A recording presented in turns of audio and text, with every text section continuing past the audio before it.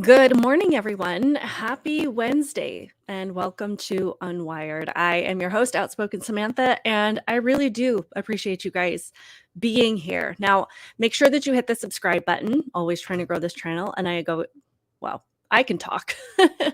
Make sure that you hit the subscribe button. Make sure that you hit that like button. All of these things help me to grow this channel and are just truly appreciated.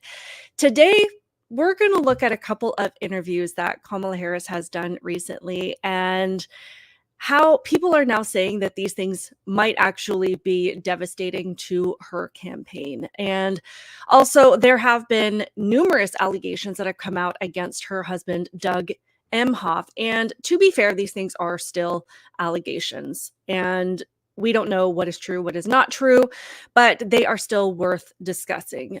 Both of these subjects make me wonder what our values are as American citizens, particularly when we are considering this person to be the president of the United States. But my question is also to women who truly believe that this person is who we want to represent us on the world stage, to be that representative of what women can do and what women stand for. So we're going to discuss all of that. Also, lastly, we are going to get into this heated exchange that Peter Doocy and KJP recently had. And I think, honestly, the lack of response that and the blatant abandonment of American citizens that we have seen regarding Hurricane Helene victims finally got to Peter Doocy. And it just kind of seems like he felt like he had to take the gloves off a little bit. So those are the things we're going to discuss today. I invite you to join the chat, and let's get into it now.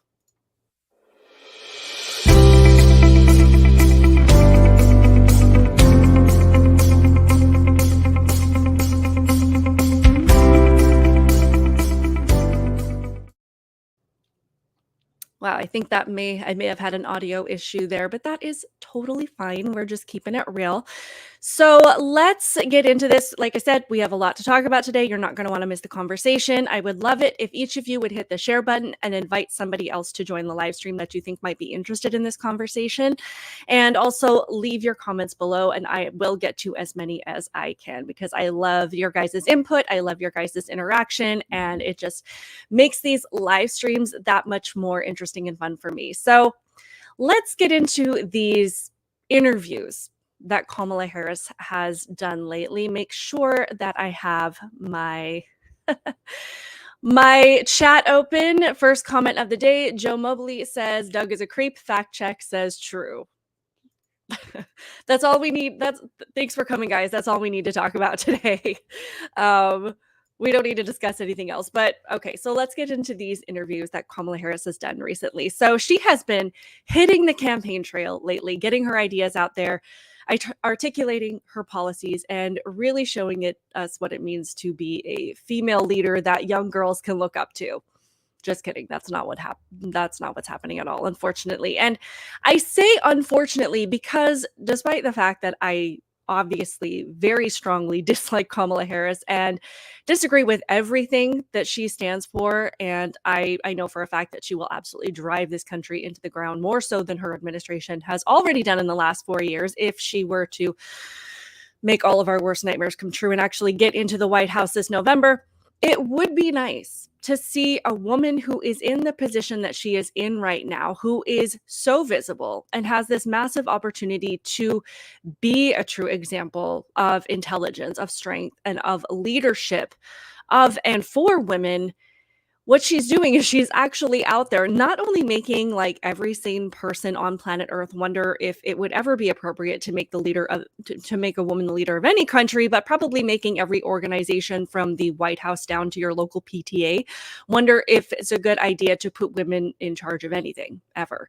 That's how truly deeply insulting and damaging I think Kamala Harris and her brand is to women. And it's not only her, but it's also her husband. But let's talk about Kamala first. So, like I said, she has done a few interviews lately. She did one on 60 Minutes, and she did one on this podcast called the Call Her Daddy podcast. She also went on The View and a couple of other appearances, but the first two are the ones that I want to focus on. And They were all relatively softball for the most part, particularly the 60 Minutes and particularly the Call Her Daddy and The View.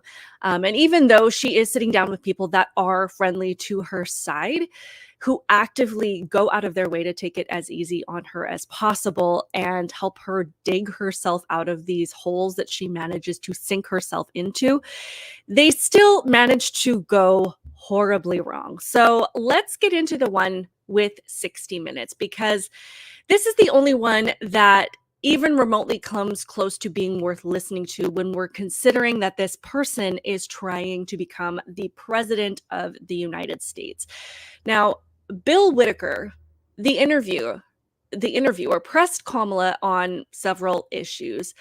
But the two that people are obviously most concerned about are the border and the economy. This is what we're hearing when it comes to anybody that is asking questions of these candidates. Those are the two biggest things that people want answers on. But regarding the border, let me bring up this clip because we are going to watch a little bit of it.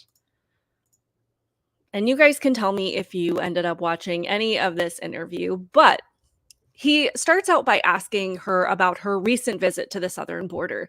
And this is the only one that she has done in the last 4 years. And he questioned her about some of the recent actions that Biden took that actually did help to cut down on the border crossings. And I'm personally not familiar with what those actions were, other than them alleviating the stress at the border by flying people into the interior of the country. So if there were other actions that I missed, let me know.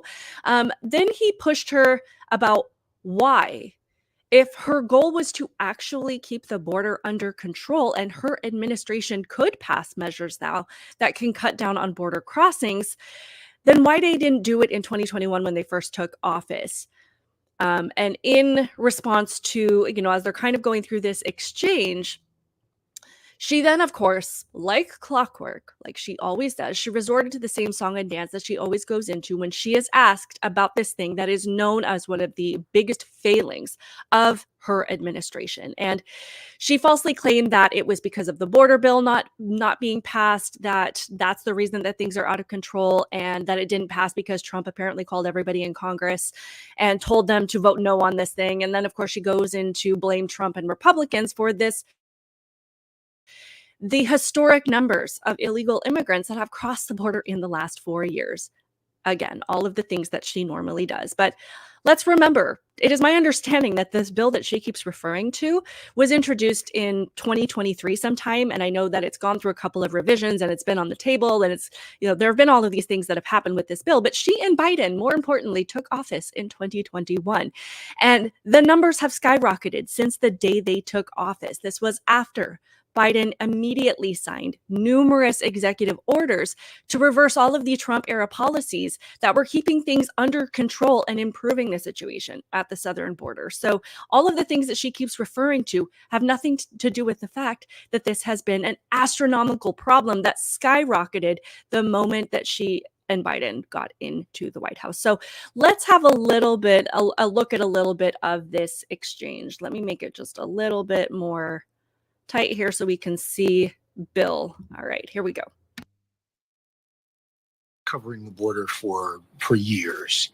And so I know this is not a problem that started with your administration. Correct. But there was an historic flood of undocumented immigrants coming across the border the first 3 years of your administration. As a matter of fact, arrivals quadrupled from the last year of President Trump.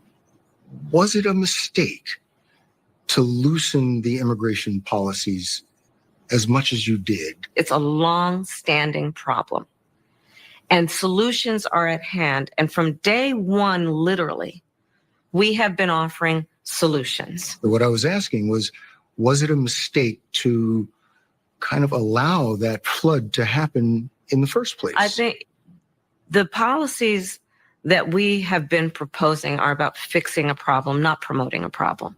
Okay. But the numbers did quadruple. And the numbers today, because of what we have done, we have cut the flow of illegal immigration by half. But should you we have done cut that? the flow of fentanyl by half, but we need Congress to be able to act to actually fix the problem. I've been covering.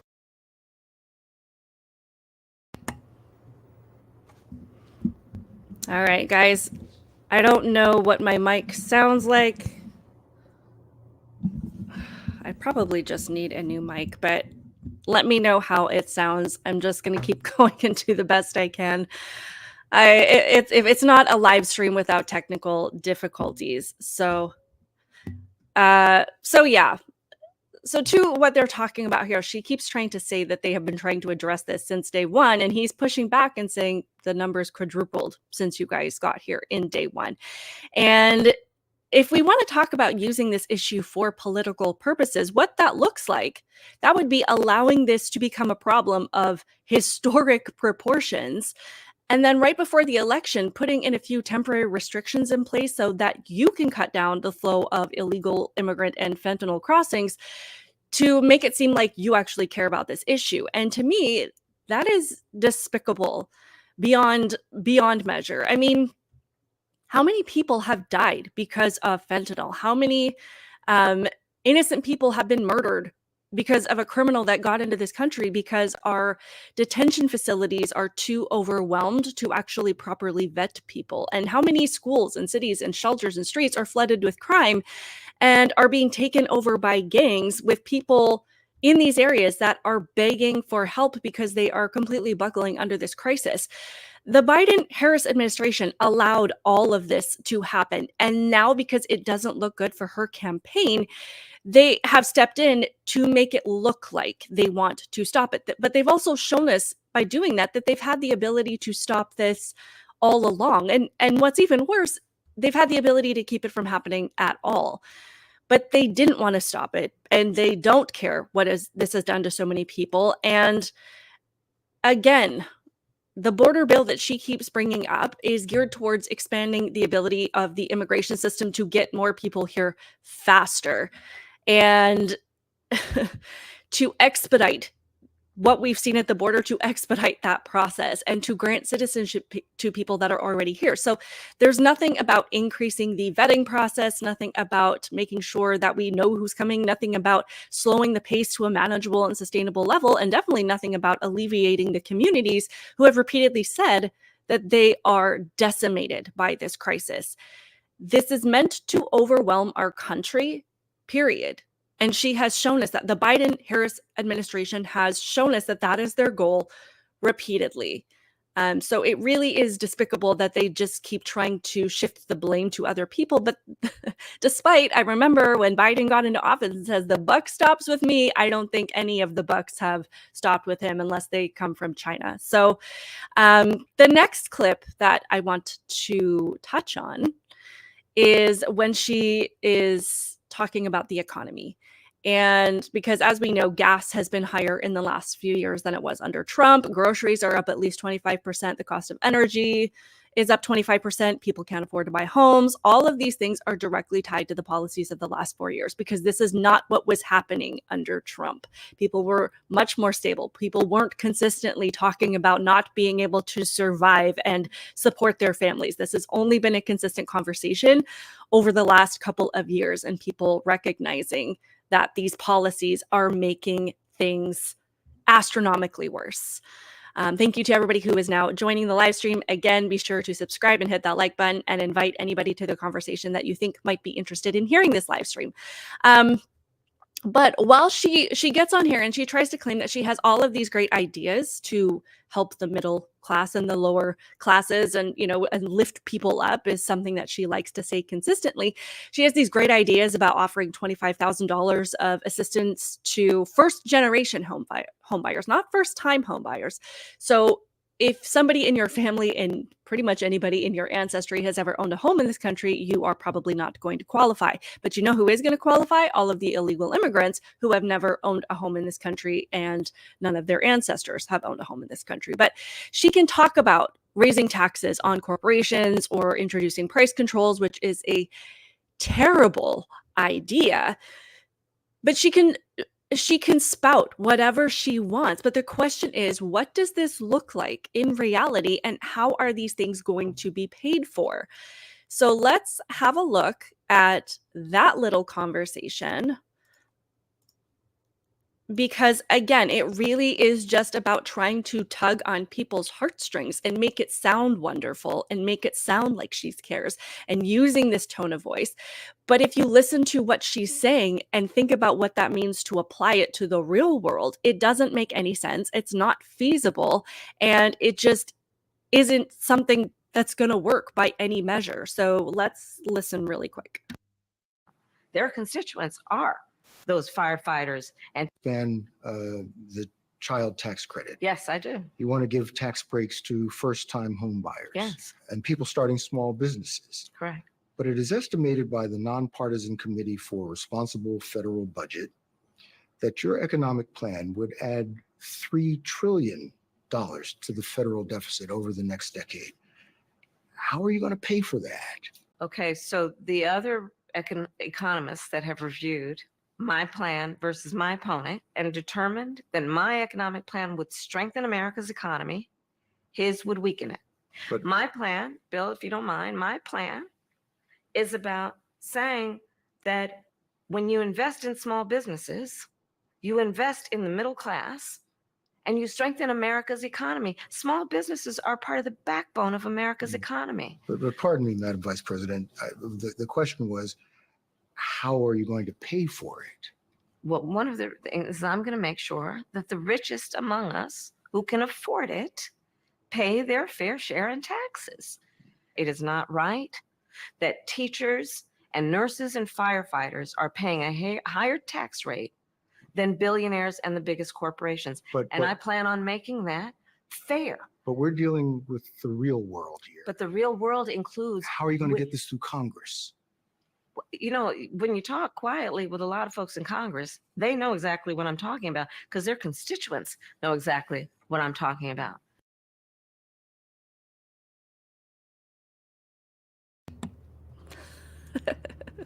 Okay, guys, I don't pretend to be an expert on the economy and on these issues, but just on a fundamental level, first, it is a lie that the top 1% of this country do not pay their fair share.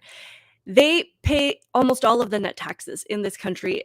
When you combine the federal and local level, the tax bracket that they fall into, they give roughly around 50 to 60% of their income, and they pay more than any other tax bracket does. So it is a lie to say that teachers and firefighters and all of these people in the lower and middle classes pay more taxes into the system than the top 1% of this country.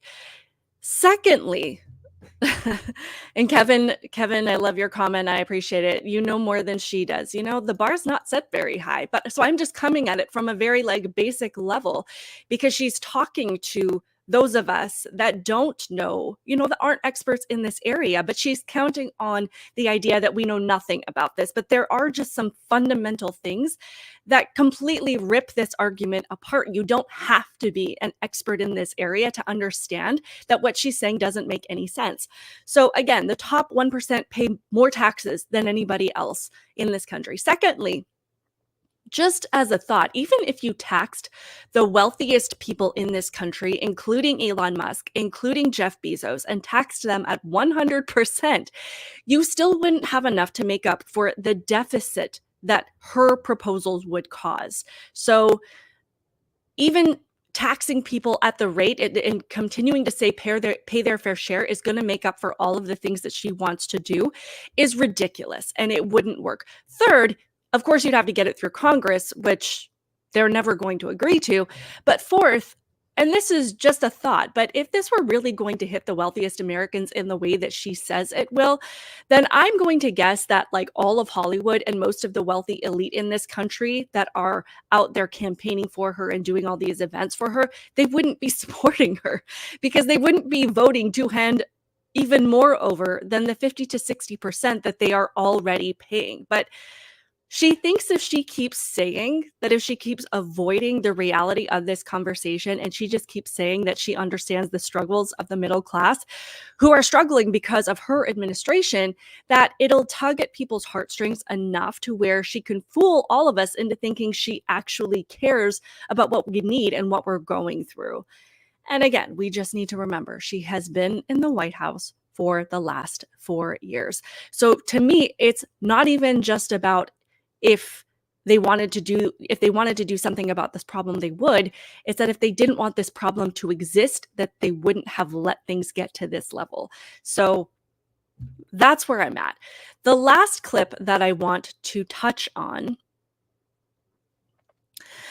the last clip I want to touch on from this conversation is when she's having this conversation with Bill about Israel. And it's abundantly clear to anybody watching these conversations with her that she has no idea what she's talking about when it comes to most things. But when it comes to anything beyond Washington, D.C., particularly foreign policy,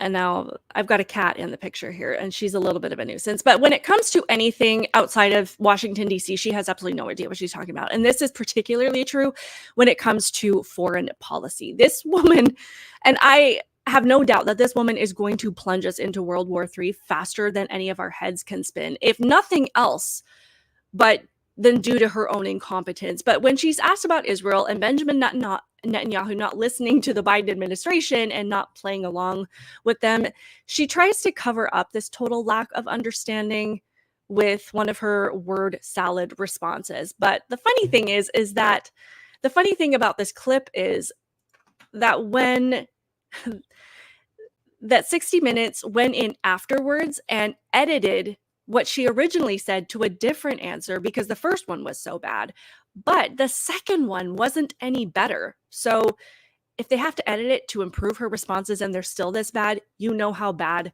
the overall understanding of this issue is. So let me grab this clip really quick because it's really just fascinating to watch. But it seems that Prime Minister Netanyahu is not listening.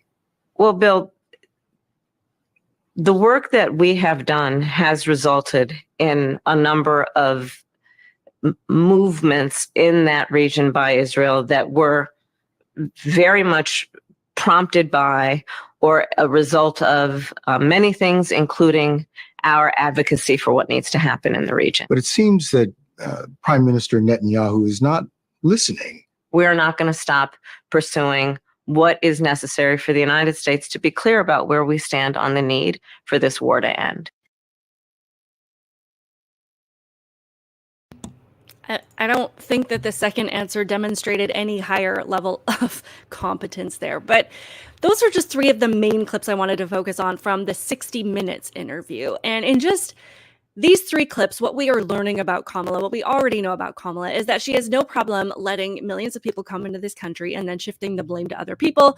She has no remorse for the devastation that her administration has caused, and she will blame everybody else for her failings. And it's so apparent when it comes to how she discusses these issues that she needs to be able to lie or to blame Trump in order to form any kind of coherent sentence. And when she can't do either of those things, she completely falls apart. And this is why I say this is not someone to be proud of as a woman. And she gives women a bad name. I mean, this is someone who shouldn't even be running a McDonald's, let alone the entire country. So let me know what you guys think about that particular interview, because I do want to move on to this other interview that she did with this podcast called the Call Her Daddy. I can't even say it without laughing. Call Her Daddy podcast. And I don't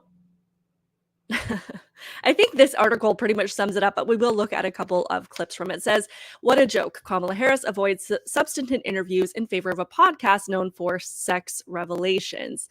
So it says, Kamala Harris's team has realized that brat vibes and coconut emojis alone will not carry her over the finish line in November.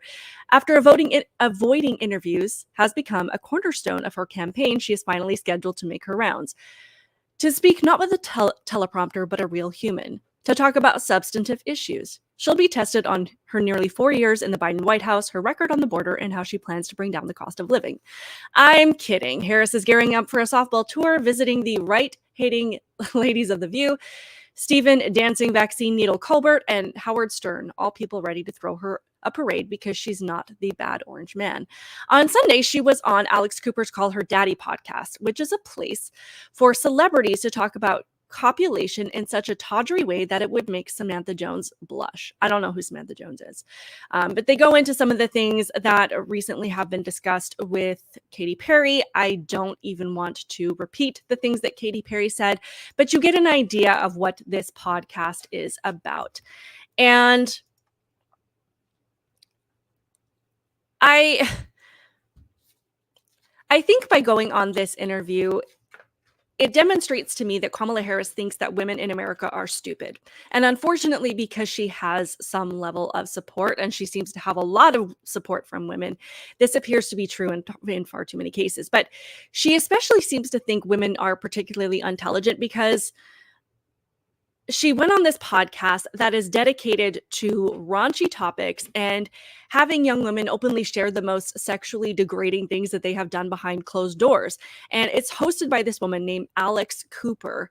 And apparently this podcast, unfortunately, is extremely unpopular, which to me demonstrates a whole other issue on its own. But can we at least acknowledge that it's extremely inappropriate for someone who is running for the office of the President of the United States to go on something like this? Like, is nothing sacred anymore? Because according to Kamala, the answer is no. And this shows us that there's nothing that she won't do, which we probably all knew already. But her stated goal, I guess, was to go on and talk about things that really matter to people. But what I also think was behind her thought process, behind going on this, was that this is an audience that encourages particularly young women to be promiscuous. And therefore, the only thing these women are going to care about is abortion. And she knows she doesn't have to go on here and say anything substantive or deep because she doesn't feel like this audience is going to care. So let's have a look at this first clip. This just kind of sets the stage for the conversation and at least what these two rocket scientists are hoping to achieve with this conversation. I'm curious, like, you don't do too many long form interviews. What made you want to do Call Her Daddy today? Well, I think you and your listeners have really got this thing right, which is one of the best ways to communicate with people is to be real, and to talk about the things that people really care about. I mean, what I love about what you do is that your voice in your show is really about your listeners. And I think especially now, this is a moment in the country and in life where people really want to know they're seen and heard and that they're part of a community, that they're not out there alone. And so I'm really glad to be with you. As far as being seen and heard, I can't help but think of the Hurricane Helene victims who are begging for help, and this woman is currently actively ignoring them. And not to mention, Kamala Harris has not seen or heard anyone who has said that they are struggling in the last few years. The countless people, again, that have come out and said that they can't afford groceries. She has nothing to say about that. People that are being, their communities are being taken over by gangs. She has nothing to say about that unless you post a cat meme, and then that apparently outrages her more than anything else. We've got this homelessness issue. She has nothing to say about that. And when she's asked, how are you going to fix the economy? Let's just blame Trump. And how are you going to fix the border? Let's just blame Trump. Like, this woman has a long history of abandoning her responsibilities, probably more than anybody else in modern history besides Biden. I don't know. It's a tough call. But this woman, she's ignored people that are in need of help. She has repeatedly just abandoned her duties. And I think this just is the opposite of what women stand for. We are known as the caregivers. We are known for addressing the needs of society. We are known for coming to people's aid. And what she represents and what she has done is the opposite of that.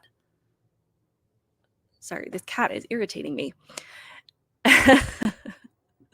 And I keep laughing at some of your guys' comments because you're all having exactly the same thoughts that I am. But naturally, as I said, a large portion of this conversation has revolved around abortion because this is what women have been reduced to in the Democrat Party. As much as they like to talk about progress and being for women's rights and respecting women, the only thing that they care about when it comes to women is abortion. And the only thing that they're ever going to talk to women about is abortion. And unfortunately, too many women in this country have let themselves be reduced to this mindset that being able to kill unborn babies is the only thing that we can talk about. And if you pull at our heartstrings and make an unplanned pregnancy the most terrifying thing imaginable, then it makes women not even want to hear about anything else in order. And this is what the Democrats do to get women to secure their vote to this party.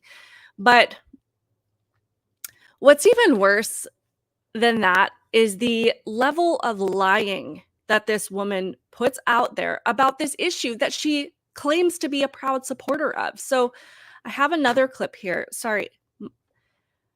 I apologize in advance. I've got this cat here and she might step on the keyboard or do something crazy. So I'm trying to keep her off out of my way. But this is the clip where Kamala Harris is asked about this particular exchange between herself and Donald Trump during the debate. And she continues to lie about the abortion policies that are in place in several states and a lot of the things that she herself supports. Let's have a look. I do want to clarify something. In the debate, former President Trump claimed that some states are executing babies after birth. Can you just clarify? That is not happening anywhere in the United States. It is not happening, and it's a lie. It's a bold-faced lie that he is suggesting that. Can you imagine? He is suggesting that women in their 9th month of pregnancy are electing to have an abortion. Are you kidding? That is so outrageously inaccurate, and it's so insulting to suggest that would be happening and that women would be doing that. It's okay. Listen, Kamala Harris and all of these liberal women are proud of abortion. They're proud of how many they've had. They're proud of the fact that they can get them at any time for any reason. And they're proud of the fact that they have managed to keep restrictions at bay in so many areas for so long.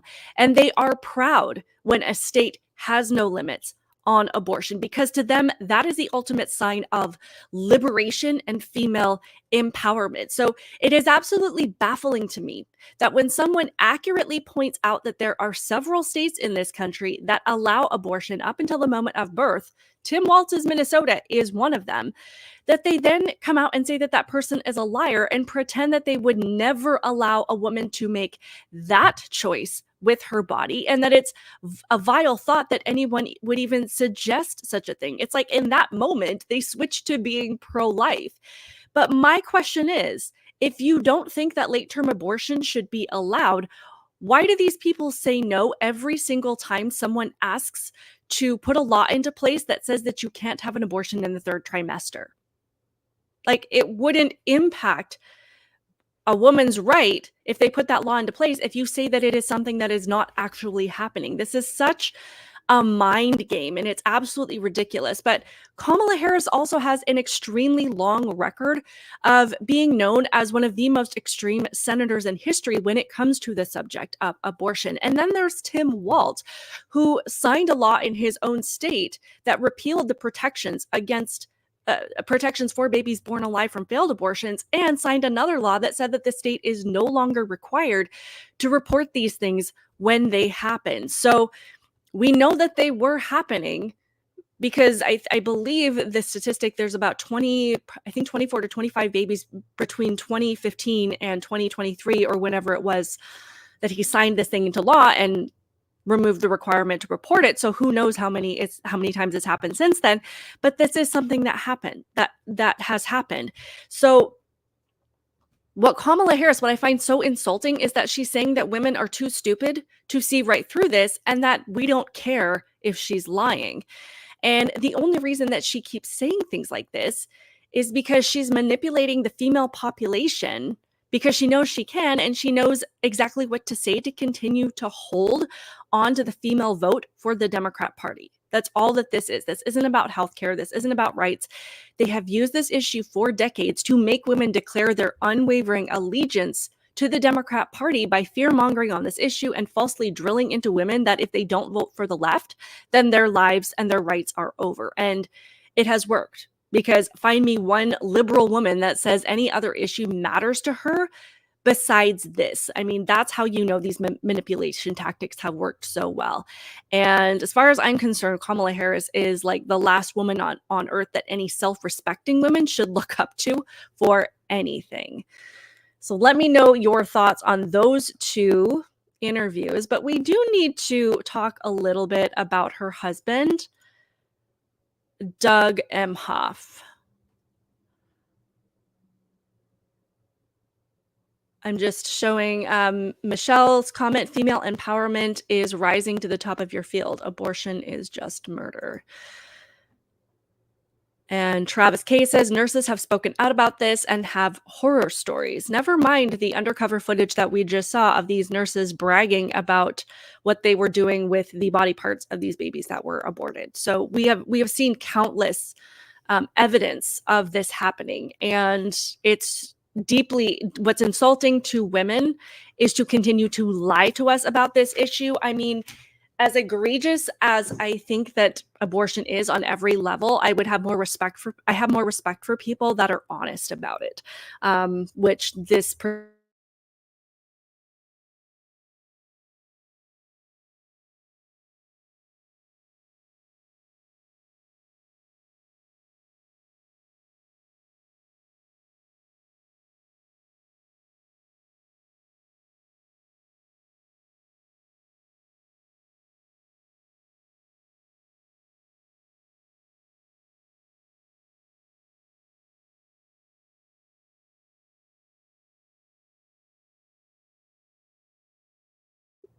okay.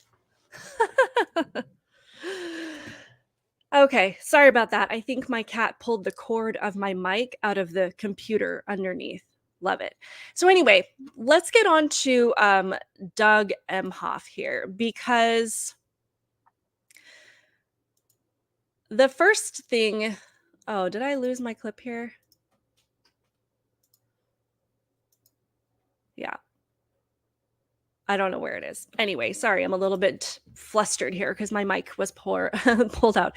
So there have been a lot of reports about Kamala Harris's husband lately that I think absolutely need our attention. So I was going to play this clip of Jen Psaki interviewing Doug because I think the whole exchange kind of sets the stage perfectly for the rest of the conversation. But she's having this conversation with him. For some reason, I don't have the clip here. I don't know what happened to it. But she's talking to him about how, you know, he's just this fun-loving guy. He seems to be this great example for men, and how the words that she specifically used is that he is reshaping masculinity. And based on what we are about to talk about, I really, really hope that that's not true. But as far as reshaping masculinity, what does that even mean? Because all we hear from the left is that masculinity is toxic. So is their idea of reshaping this thing to either turn men into women or excuse men who demonstrate the highest levels of sexism and misogyny to then kind of silence any man that is in the middle of that spectrum? So they either want really feminized men or the biggest like jerks in society, and then anybody in between is toxic. Because based on the narrative that they constantly put out there is that we need to dismantle the patriarchy and praise men who turn into women. And then now we're supposed to use someone like Doug Emhoff as the example of what we want the men who don't turn themselves into women to look like. So it's just very, very confusing. But what have we learned about Kamala's husband lately? And I just want to say very clearly, so far, these are just allegations. There seems to be a lot of evidence to suggest that these things could be true, and they seem to be corroborated by several people, but everybody, of course, deserves their day in court. But these are the things that we are hearing. So first, in August, a story broke about Doug Emhoff cheating on his first wife with the nanny. So this was in August. It says Kamala Harris's husband's first marriage ended after he got his children's nanny pregnant. Daily Mail can exclusively reveal. Second gentleman Doug Emhoff cheated on his first wife, Kirsten, with the blonde nanny who also taught at her children's pricey private school. The woman, Najee Naylor, 47, did not deny the story when approached by Daily Mail at her home in New York, in the New York Millionaires Playground, the Hamptons. She would not comment except to say, "I'm kind of freaked out right now." A close friend with direct knowledge of the affair and pregnancy told Daily Mail that Naylor did not keep the child, though her social media shows a video of a mysterious baby girl named Brooke, born in 2009, the year the baby would have been born. So that is the first thing that has come out. Since then, I believe it's been reported that she has said, or someone has said, that she actually had a miscarriage of that baby. And she has said that she believes it is because of Doug Emhoff, something that happened between them, whether we don't know exactly what. She has not elaborated. The second claim that has come out about Doug Emhoff is that oh, this man is a trip. This story broke, and it's from 2012 when Doug was out with his girlfriend at the time, and apparently they were in France, and he allegedly slapped her so hard in public because she touched the shoulder of the valet to get his attention for the car, and that made Doug mad. So what this story says is Kamala Harris's husband, Doug Emhoff, forcefully slapped ex-girlfriend for flirting with another man in booze-fueled assault after date to star-studded gala. It says the second gentleman, Doug Emhoff, 59, allegedly struck the woman in the face so hard she spun around while waiting in a valet line at night after a May 2012 Cannes Film Festival event in France. One of her friends told Daily Mail that the woman called him immediately after the incident, sobbing in her cab, and described the alleged assault. Daily Mail is not naming the woman, who is a successful New York attorney, but will refer to her by the pseudonym Jane. A second friend said Jane, who had been dating Emhoff for 3 months, also told her about the alleged violence at the time. A third friend told Daily Mail that Jane first told her in 2014 that she had dated Emhoff and recounted the full story of his alleged abuse in 2018 when then Senator Harris was in the news after grilling Supreme Court Justice Brett Kavanaugh in a Senate hearing over sexual assault allegations. So we have 3 people that this person told of this story, which are all saying the same things. So I think we have reason to believe that there is some weight to this story.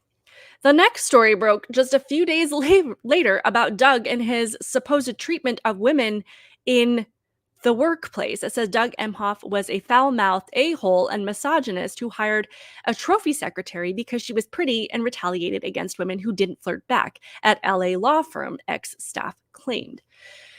Says attorneys who worked with Doug Emhoff at his former firm Venable say he yelled expletives, held a men-only cocktail hour in the office, revoked work perks from women who didn't flirt with him, and took only young, attractive associates in a limousine to a ball. A 2019 lawsuit also claimed sex discrimination by other partners in the LA office Emhoff ran, and that while engaged to Harris, he hired an unqualified part-time model as a legal secretary because she was young, attractive, and friendly with the powerful men in the office. The claims are the latest in a string of allegations revealed by DailyMail.com that threaten to shatter Emhoff's image, heavily promoted by the Harris presidential campaign of a feminist ally and wife guy. Now, before, I just have to say, after reading all of those, I am not surprised that this is the type of person that Kamala Harris would be married to. And I was reading about how they've been married, I guess, for like 9 years at this point. I think they got married in 2014, so maybe 10 years. Don't know. But apparently they were set up on a blind date. So you have to look at who these two people are and what does that thought process look like, to look at who Kamala Harris is as a person and be like, I have the perfect guy for you. Like, I know who your type is. I know the most misogynistic a-hole in my friends group, and he is definitely somebody that you would click with. Like, that is the conversation that I imagine happen when getting these two people together. But I just have a question. Is this who we want young men to look up to? Is this the kind of relationship that sets an example for women to— sorry, I just got distracted by your guys' comments. Is this the kind of relationship that you think sets a good example for women to be in? And I know I can hear the liberals just jumping in now, but what about Trump? What about his first wife? What about Stormy Daniels? What about Jean Carroll?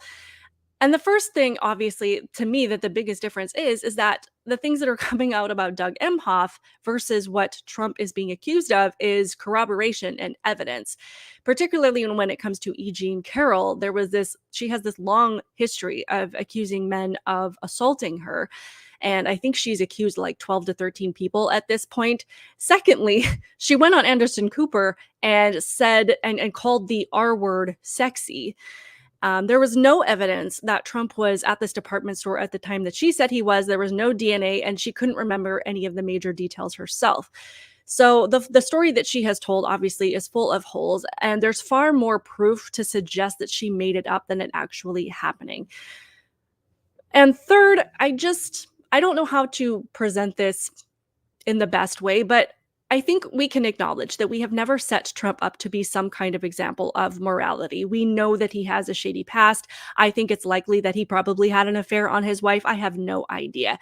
But when it comes to our expectations regarding the presidency, we've set our expectations for policy up here and morality kind of at mid-level. I mean, obviously, we don't want a vile woman beater in the White House, but you're going to be hard-pressed to find a politician, let alone president of the United States, that has a clear past when it comes to morality. And it's not like we've never pretended that Trump is something that he's not, which the left pretends to do all the time. The left does that enough for us, but we've never pretended that he is this pillar of morality and that he doesn't have things in his past that are probably less than ideal. But what they're doing with Doug Emhoff is setting him up again as this wife guy, as reshaping masculinity, as this happy-go-lucky guy that's just been totally supportive of his wife, which makes the disparity between reality and the narrative that much bigger.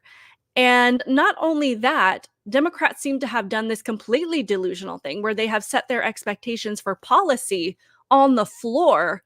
And morality, at least in what they say, they claim to be like up here with their morality expectations, yet their own candidates have a lower moral record than probably what you'd find amongst most inmate populations. So it's just wild to me, but I do think that we need to consider who these people are as a couple. And particularly, again, when it comes to getting the female vote and being proud to have this woman as the first female president, like, is this really the best that we can do? Is this really who we want to represent us on the world stage? But I do want to touch on really quick, there was this clip of Jesse Waters interviewing the Daily Mail reporter that has broken these stories. And of course, we're wondering, did these women come forward because of politics, or were there other reasons? So let's have a look, just a little bit of what he had to say about that. Daily Mail senior reporter Josh Boswell joins us now. Did you have any hesitation about publishing this story because it's on the eve of an election, it's anonymous sources? So the process that I went through was extremely thorough and careful about this, because you're right, we're on the eve of an election. But the thing that made these sources come forward is not because there's an election, but because the Kamala Harris campaign was using Doug Emhoff, showing him as this feminist ally, bigging up his credentials as an ally to women. And that just enraged them. And I quoted one of them in the piece saying this, that she thought that it was disgusting that they were portraying him this way, when in fact these friends knew what had really happened. These sources making this allegation came to you. How did you find them? So I've been investigating Doug for quite a while. You mentioned that story about him having the affair with the nanny that we broke in August. And this has really been just a process of investigation and then, talking to these people and making sure that they were comfortable, because they are very worried about retaliation. That's why they've not been named here. And that's why Jane hasn't been named either. So the only comment on the record is this unnamed spokesperson to this small outlet from Doug's team. Have you heard anything from Doug's people? Absolutely nothing. And we went to them early on Monday morning, 2 days before we published. We wanted to give them ample time. And that's the White House, that's Doug's spokespeople, and that's the Harris campaign that we went to. And none of them have said anything to us. I find it curious that 4 days after that, they issued this very short denial in this small online publication. Okay, so we kind of, as I said, everybody, innocent until proven guilty. But to me, and I'm sure most men would agree with this, being accused of, slapping a woman. I mean, there's other accusations here that seem to be, that need to be addressed, but particularly slapping a woman, that's something that if any guy is innocent of that and they're being accused of that, they are immediately out there saying, that did not happen. I did not hit a woman. I deny this accusation. Like, that is something that you would want to get ahead of, because no guy wants to be known as someone who hits women, unless perhaps you don't have anything to deny. I am just saying that is just my opinion. YouTube, calm down. But I appreciate them, coming out and trying to make sure that all of their T's were crossed and I's were dotted. And I guess we'll see how this unfolds. But this brings us back, interestingly, this does bring us back to this podcast with Kamala Harris and Alex Cooper talking about domestic violence. And let's listen to what she has to say here.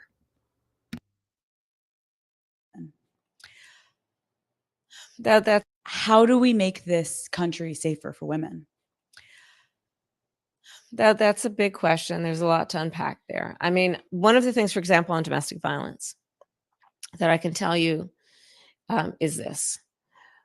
When a woman, and in particular, if she has children, if she is economically reliant on her abuser, she's less likely to leave, because most women will endure whatever personal physical pain they must in order to make sure their kids have a roof over their head or food.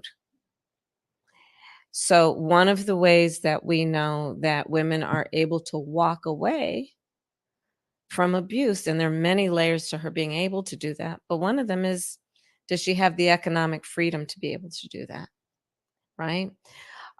So one of the ways that we know we can uplift the ability of women to have choices is uplift the ability of women to have economic health and well-being. I have so many things to say about this. Like, first, obviously, I agree that women need to have financial stability in order to leave an abusive relationship. But this is a question that you're supposed to be able to answer from a presidential perspective, not as someone who is just trying to exploit a sensitive subject matter to gain votes from women, which is what I feel that she is doing here. But just to the core of this question, how do we make this country safer for women? How about cracking down on crime and closing the border and making sure that men can't share bathrooms with us? Like, that would be three main things. And I have said this before on like Twitter, on Facebook, and if you're not following me on those places, you absolutely should be. But why is nobody calling Kamala Harris out for how the Biden-Harris administration has handled Title IX? How they completely rewrote that law? How now if a man says that he wants to be a woman and that he is a woman, he is now a woman and can access any women's spaces, no questions asked. And if women try to question it or retaliate against it, they're the ones that could be held accountable by the law. So that is something I wish both sides of this candidacy, of this presidential election, would address, because the abolishment of Title IX is something that has completely, that just makes me angry. It makes me angry right there.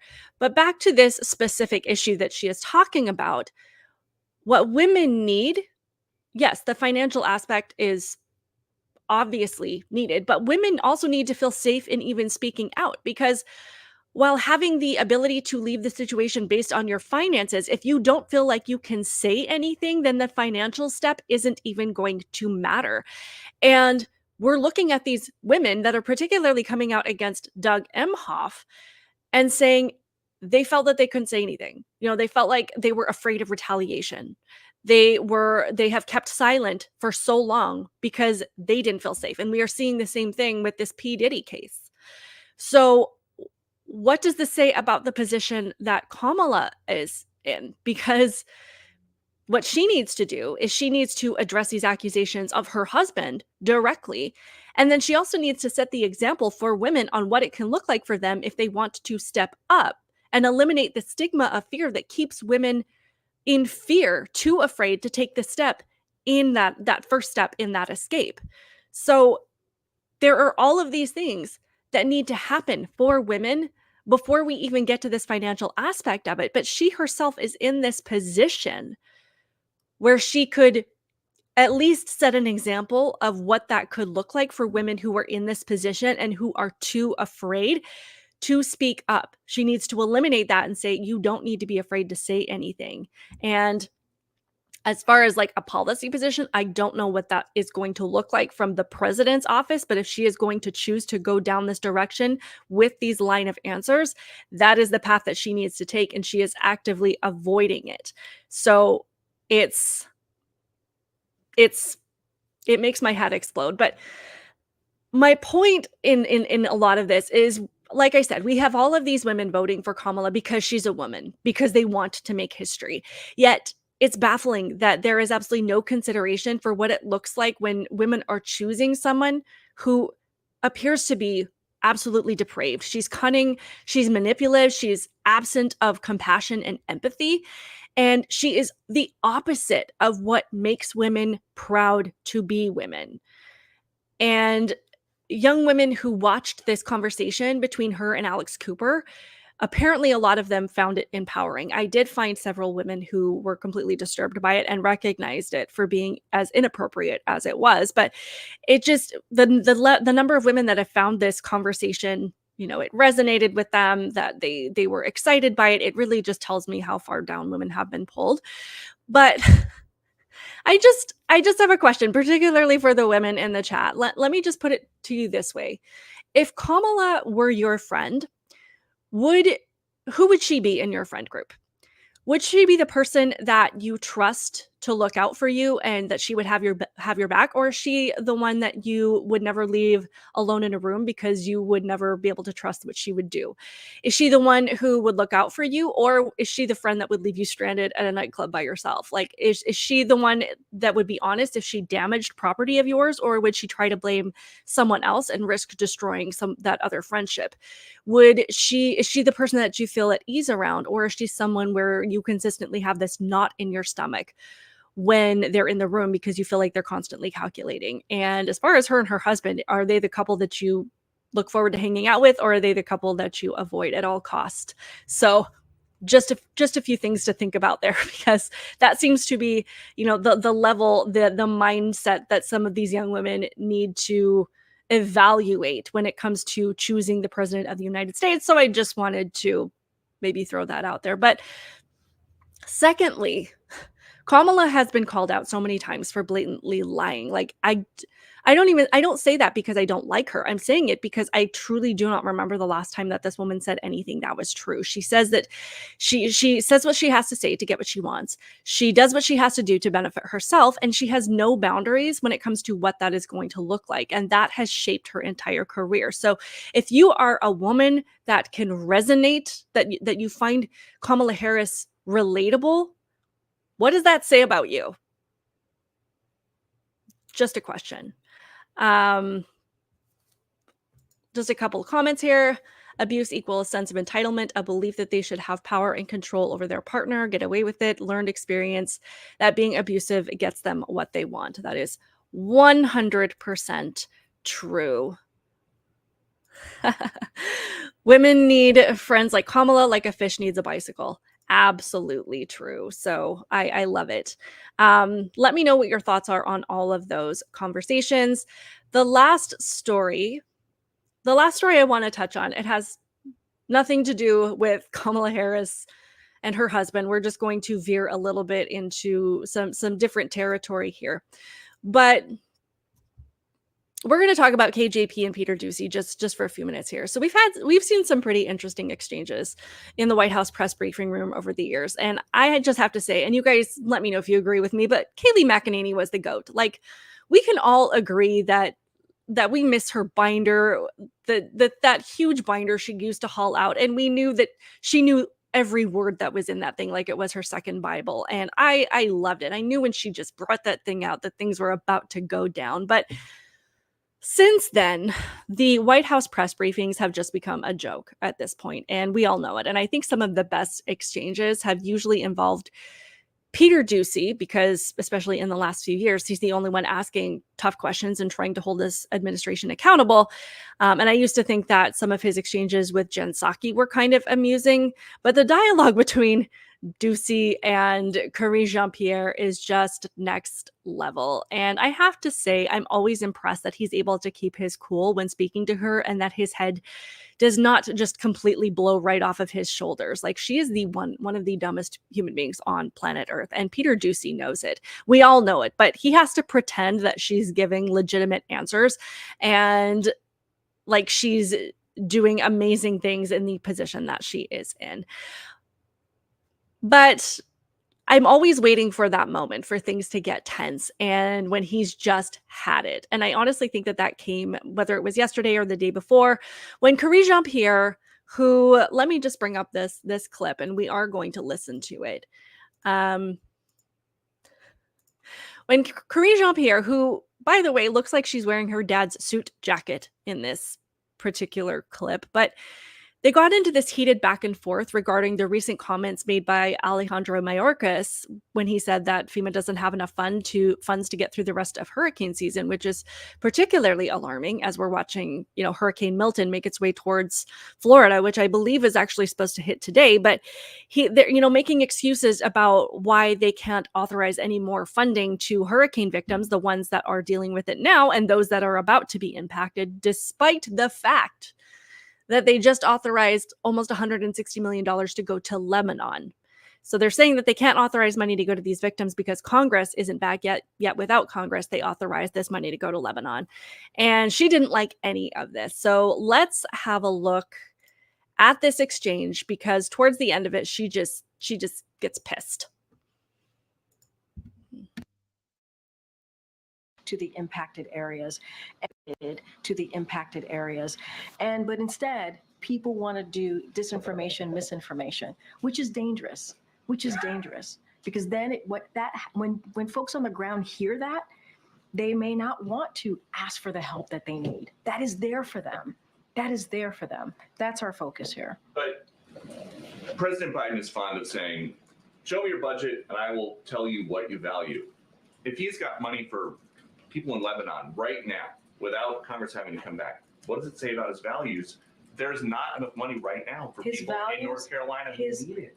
That's not misinformation. Wait, no, that is your whole premise of the question is misinformation, sir. What you do, yes, it's misinformation. Is there money I just mentioned right now? I just mentioned to you that we provided more than $200 million to folks who are impacted in the area, and I just shared with you that people are deciding not to. People are deciding not to. Wait. To Congress that there's not enough money to help people. We're talking about the SBA disaster loan. That's money for people in North Carolina, and that's important. And people in North Carolina need that.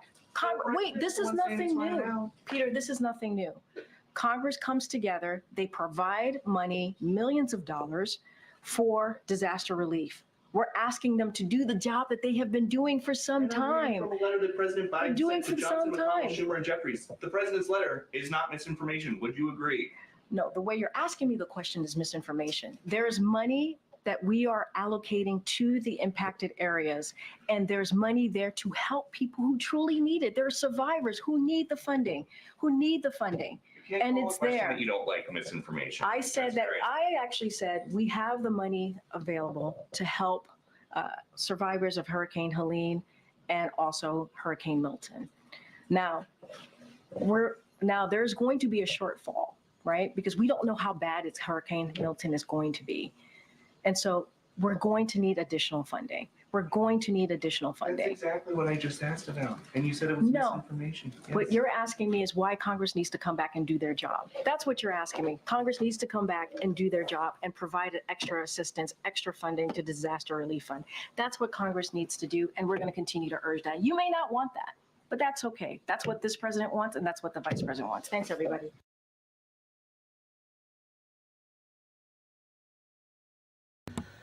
Okay. So I just, sorry, this cat will not take a hint. First, he is absolutely right that the left constantly throws out the word misinformation when they want to shut down a question or a conversation that they don't like. And they really started, I feel like they really started using, I mean, I know they were using it beforehand, but they really started using it during COVID regarding treatments and safety. And they used the term misinformation as a buzzword to silence anyone who might offer a different solution other than just completely shutting things down or waiting to get the vaccine and whatever else. So it was easier at that time, I think, for people to buy the idea that they were really using this term to manage a crisis.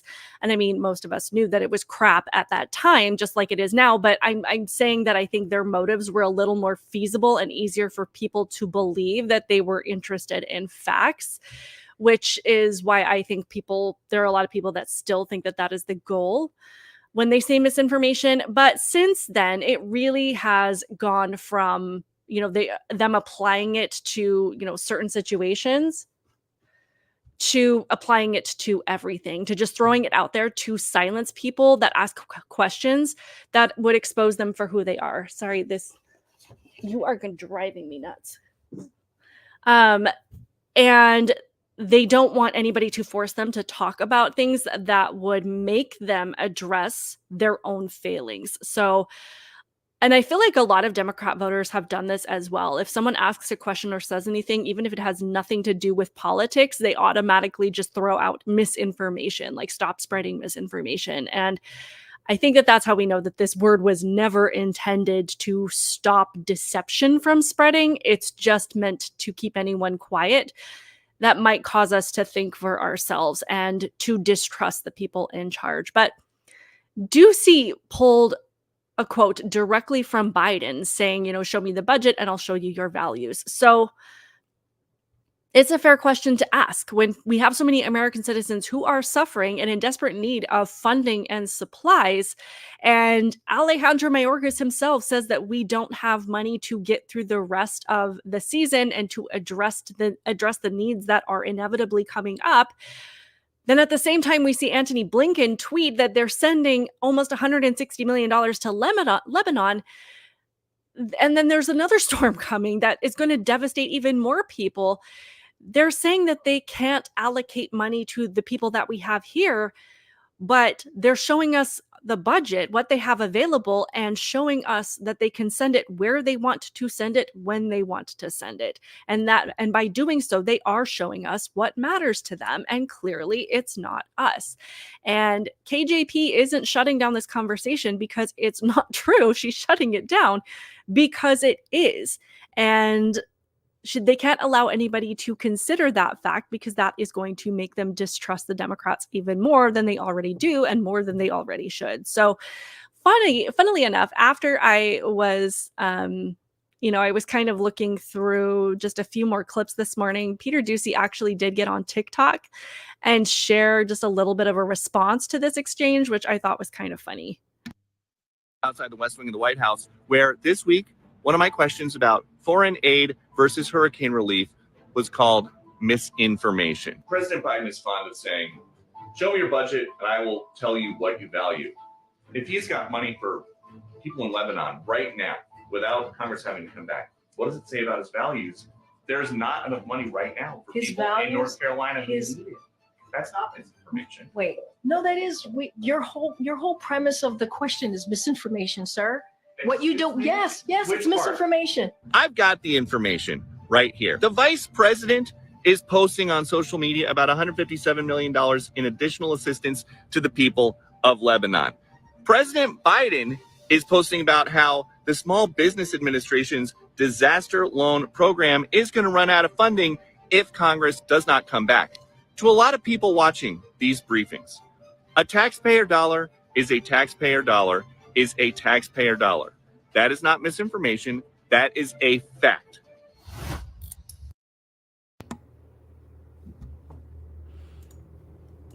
So I think when people show us who they are, believe them. And we have seen this over and over and over again with this administration.